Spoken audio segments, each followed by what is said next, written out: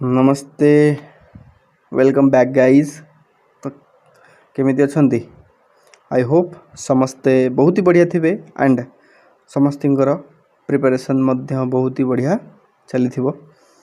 तो आमे previous concept आउ क्वेश्चन करि सारिचे। जदि आपण माने मिस कर दैछंती ताहले डिस्क्रिप्शन चेक करी प्लेलिस्ट रो लिंक क्लिक करंतु। आराम से गोटे सरल भाषा रे आपण बुझी परिबे सब किछि। ओके तो आज कॉन्सेप्ट होची कौन लिंग। यह एक एते भी इम्पोर्टेंस नुहे किंतु या विषय जानिबा निहाती आवश्यक। ओके चलंतु विलंब न करी स्टार्ट करिबा। आउ हाँ जदि वीडियोटी पसंद आसु थाए बा भल लागु थाए तो वीडियोटी गोटे लाइक, चैनल को नुआ थिले सब्सक्राइब एंड जदि क्या शेयर करने चाहते तो शेयर करें। Okay thank you. चलतु एबे स्टार्ट करिया पढ़िया कौन लिंग। ओके देख देखिए निरंजन गीत गाउची कौन करुच्ची निरंजन गीत गाउची। नीलिमा चित्र आंकुची। छुआटी सेजरे कांदुची। कलमटी कलमटी तले पड़ी गला। अच्छा कलमटी तले पड़गला। ये देखिए आम निरंजन गोटे पुरुषर नाम, नीलिमा गोटे स्त्रीर नाम, छुआटी कौन सी जेंडर डिसाइड करा जाई पारु नहीं माने कौन पुल्लिंग कि स्त्रीलिंग जना पड़ नहीं। कलम कलमटी हूँ कौन निर्जीव वस्तु। एबे देख कौन देख देख निरंजन जड़े पुरुष बा बालकर नाम। जड़े पुरुष बा बालकर नाम। नीलिमा नीलिमा एक बालिका बा स्त्रीर नाम। नीलिमा एक बालिका बा स्त्रीर नाम। सेहीपरि देख छुआ छुआटी पुओ बा झियो किसी जाना पड़ना माने उभय को मध्य बुझाउछि बुझा जाउछि। ओके आउ कलमटी निर्जीव बा अप्राणी वाचक पद। तो एथिरु आमे जानिले जे पुरुष प्राणी को बुझाउथिबा पद पुल्लिंग। पुरुष को बुझाउथिबो पुओ को बुझाउथिबो ताहले कोन हबो एटा पुल्लिंग। स्त्री जातीय बुझाउथिले ताहा हेबो कोन ताहा हेबो स्त्रीलिंग। स्त्री जाति को बुझाउथिले ताहले स्त्रीलिंग। यदि पुरुष और स्त्री उभय को बुझाउ थाए तेबे सही पद को उभय पद देख सही पद को उभय लिंग कहा जाए। उभय लिंग कहा जाए। देख जो पद कौन सी पुरुष बा स्त्री प्राणी को बुझाए नहीं ताहाको क्लीबलिंग। माने देख पुरुष को बुझेले पुल्लिंग, स्त्री को बुझेले स्त्रीलिंग। यदि पुरुष ओ माने महिला और पुरुष बा महिला जदि आमे डिसाइड करि पन्ने बा स्थिर स्थिर करि पन्ने तबे कौन हबो से क्लीबली तबे से कौन हबो उभय लिंग। किंतु जदि गोटे जिनसर जीवन नहीं बुझा पड़ा नहीं माने निर्जीव तेणु तेबे ताकू कौन कहबा क्लीबलिंग बोली। देख ताको क्लीबलिंग बोली कहा जाए। देख तेबे लिंग आमर केते प्रकार रो जाना पड़ला। लिंग आमर चारि प्रकार रो कौन कौन ना पुल्लिंग स्त्रीलिंग उभयलिंग क्लीबलिंग। कौन कौन पुल्लिंग स्त्रीलिंग उभयलिंग क्लीबलिंग तार सब एग्जांपल देछि देख। ओके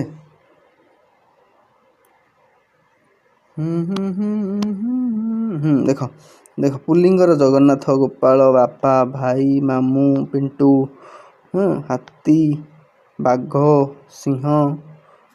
बाघटा गोटे कना किंतु बाघ बाघुणी होते स्त्रीलिंग। राजा देव देवराज इंद्र से भाव में आ कौन अच्छी बालक से भाव में स्त्रीलिंगर देख लक्ष्मी सावित्री बालिका झियो माँ माई खोड़ी आई हरिणी सिंही सिंही मयूरी सावित्री गायत्री बालिका ବାଘୁଣୀ ବାଘର ବାଘୁଣୀ। ଏଗୁଡ଼ା କ'ଣ ସ୍ତ୍ରୀଲିଙ୍ଗ, ସ୍ତ୍ରୀକୁ ବୁଝୁଛି ସ୍ତ୍ରୀଲିଙ୍ଗ।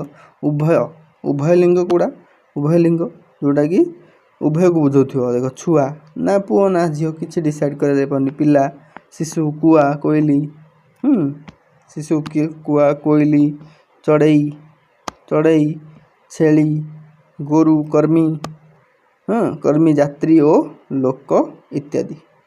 ବୁଝାପଡ଼ିଲା। ଆଉ କ୍ଳୀବଲିଙ୍ଗର ଦେଖ ଏକ୍ଜାମ୍ପଲଟା।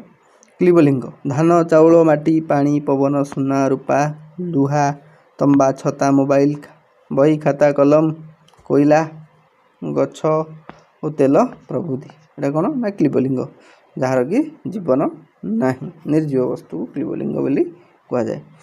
ସର୍ଟକଟ୍ରେ ମନେ ରଖିପାରିବେ। ଦେଖ ବିଶେଷ୍ୟ, ଦେଖ କ'ଣ ଦେଇଛି, ବିଶେଷ୍ୟ ସର୍ବନାମ ଓ ବିଶେଷଣ ପଦର ଲିଙ୍ଗ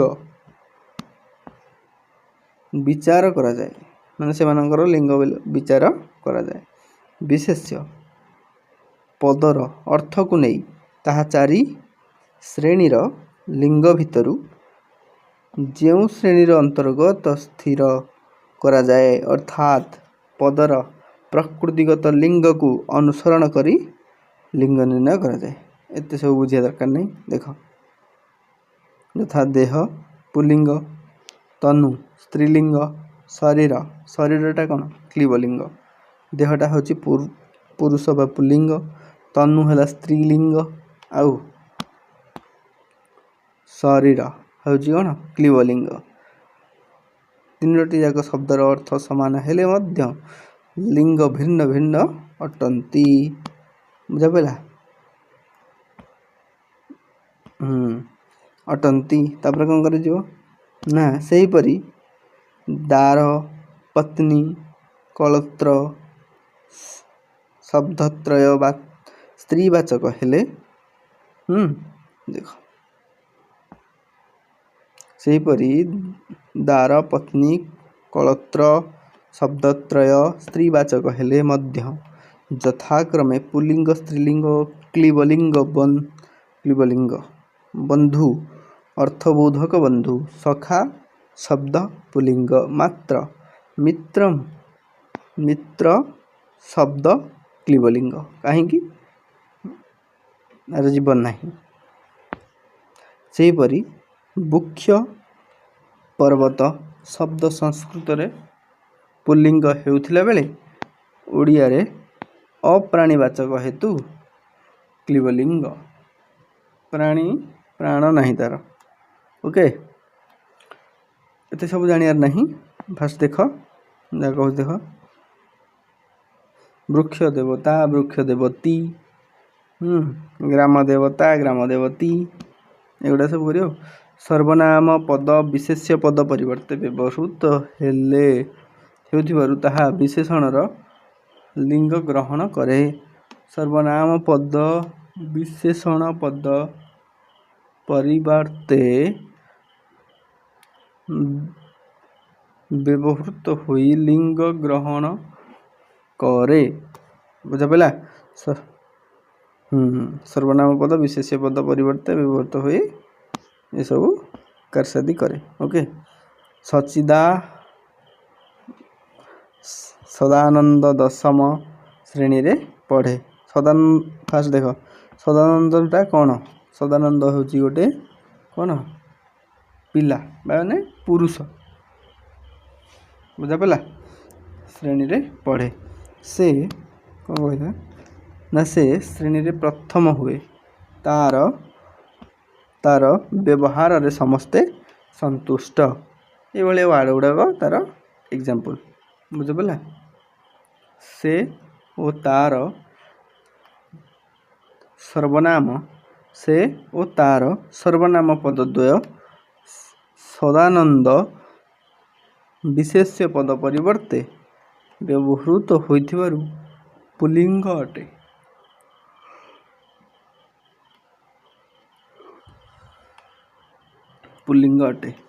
ଛାଡ଼, ଏଥିରେ କିଛି ଜାଣିବାର ଇଏ ନାହିଁ। ଦେଖ ଧଳା ହାତୀଟି ଐରାବତ ଅଟେ, କଳା ଗାଈଟି ପଡ଼ିଆରେ ଚରୁଛି। ବିଶେଷ୍ୟ ପଦ ହାତୀ ପୁଲ୍ଲିଙ୍ଗ ହୋଇଥିବାରୁ ଧଳା, ଦେଖ ଧଳା ପୁଲ୍ଲିଙ୍ଗ ଏବଂ ଗାଈ ବିଶେଷ୍ୟ ପଦ ସ୍ତ୍ରୀଲିଙ୍ଗ ବାଚକ ହୋଇଥିବାରୁ କଳା ବିଶେଷଣ ପଦଟି ମଧ୍ୟ ସ୍ତ୍ରୀଲିଙ୍ଗ।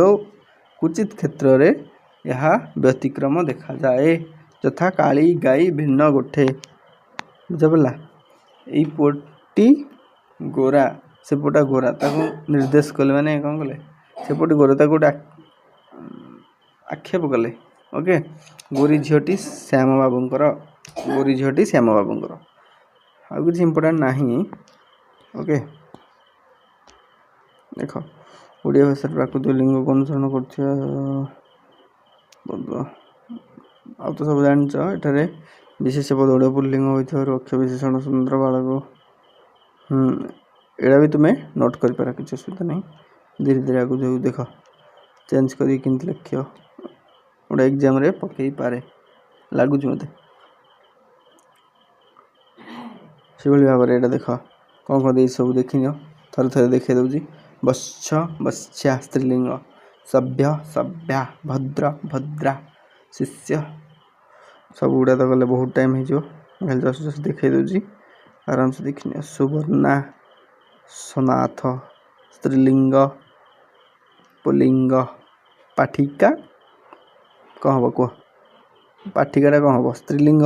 ପାଠକ ବାଳକ ବାଳିକା, ମୂଷିକ ମୂଷିକା, ହର୍ଷେଇ ବି ହେବ, ଦୀର୍ଘେଇ ବି ହେବ।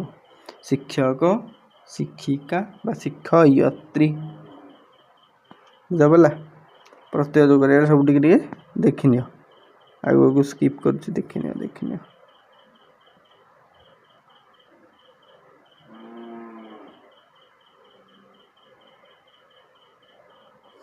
ଓକେ, ଆଉ ତ ସେମିତି କିଛି ନାହିଁ, ଦେଖିନିଅ।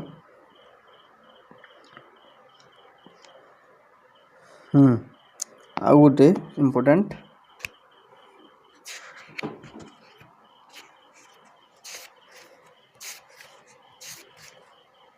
ଆଉ ଦେଖ, ସ୍ୱାଭାବିକ ସ୍ତ୍ରୀଲିଙ୍ଗ ଶବ୍ଦ କିଛିଟା ମୁଁ କହୁଛି ଶୁଣ।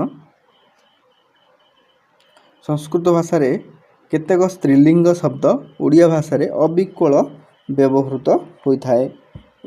ଏଗୁଡ଼ିକୁ ସ୍ୱାଭାବିକ ସ୍ତ୍ରୀଲିଙ୍ଗ ବୋଲି କୁହାଯାଏ, ଯଥା ଲତା, ଶୋଭା, ନମ୍ରତା, ମୃଦୁତା, ବନ୍ଦନା, ପ୍ରାର୍ଥନା, ସାଧନା, ଅର୍ଚ୍ଚନା, କାମନା, ରତି, ଅନୁରକ୍ତି, ତୃପ୍ତି, ଶ୍ରୀଲକ୍ଷ୍ମୀ, ଶ୍ରୀ ଅଲଗା ଲକ୍ଷ୍ମୀ ଅଲଗା। ଓକେ, କାଳୀ, ତ୍ରିବେଣୀ, ବ୍ରାହ୍ମଣୀ, କାବେରୀ, ଗୋଦାବରୀ, ବୈତରଣୀ। ଓକେ, ଏମିତି ସବୁ କ'ଣ ଏଟା ସ୍ୱାଭାବିକ ସ୍ତ୍ରୀଲିଙ୍ଗ ଶବ୍ଦ। ଚନ୍ଦ୍ରମୁଖ, ଚନ୍ଦ୍ରମୁଖା ବା ଚନ୍ଦ୍ରମୁଖୀ। ଓକେ, ଟିକେ ଟିକେ ଦେଖିନେବ, that's it. Okay, I hope ସମସ୍ତଙ୍କୁ ବହୁତ ହି ବଢ଼ିଆ ଲାଗିଥିବ। ଆଣ୍ଡ ଆଜିର ସେକ୍ସନ୍ଟି ବହୁତ ହି ସ୍ମଲ୍ ଥିଲା, ଆଣ୍ଡ ହେଲ୍ପଫୁଲ୍ ଥିବ। ତ ଲାଇକ୍ ସେୟାର ସବସ୍କ୍ରାଇବ୍ କରିବାକୁ ଭୁଲିବନି। ଦେଖା ହେବ ନେକ୍ସଟ ଭିଡ଼ିଓରେ। Bye bye, take care.